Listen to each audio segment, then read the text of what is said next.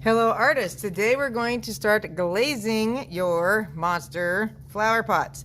Glaze is not paint.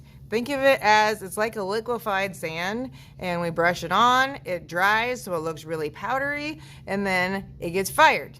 And when we fire it, it melts the color and it becomes a glass-like finish.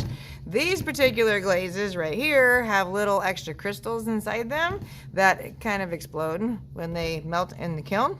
This one is one of our normal glazes, and even though it looks cotton candy pink, it turns clear. So if you want something to stay white, the color of the clay, then this is what we use. You only put this on bare clay. You do not put it on top of color because it's not really needed. It's not necessary.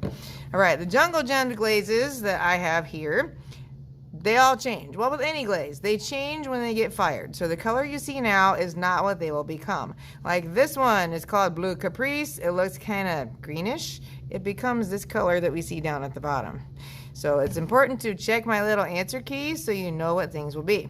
And since these melt, you cannot put them on anything that has to touch the table. Like the little bottoms of your feet have to touch the table. So we cannot put glaze on the bottoms of your feet. Or this surface has to touch something. So we cannot put glaze on the very bottom of this. Nothing goes here. Okay, pretty much everything you see when it's sitting on the table is the stuff that can't get glazed. When we're glazing, we don't want to have to worry about washing brushes every 5 seconds, so the brush you use will stay with the jar. So I'm using this on the Blue Caprice. It will stay with the Blue Caprice jar.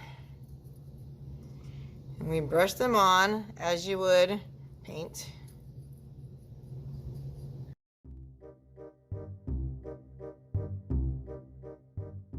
When I'm finished with that color, I'm leaving the brush in the jar.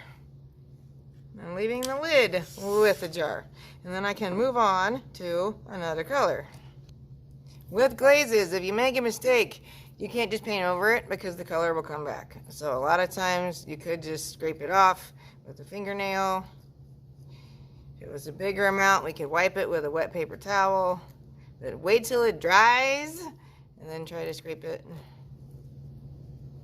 If you have areas of color or mistakes that don't come off with scraping, you can also use a wet Q-tip and gently rub the area. There may be some minor staining.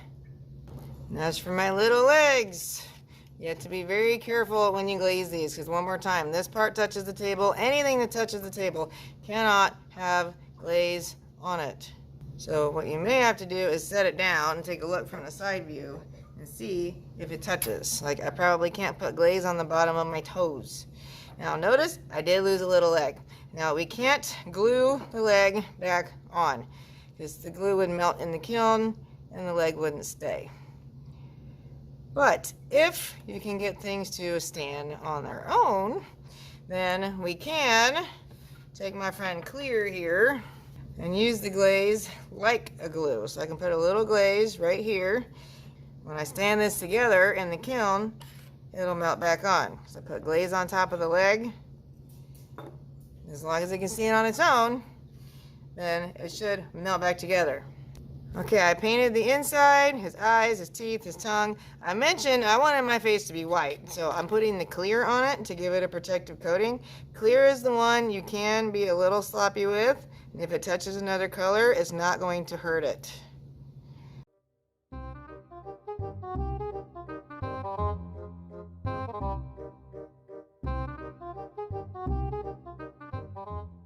Notice I didn't do this part. I left it alone.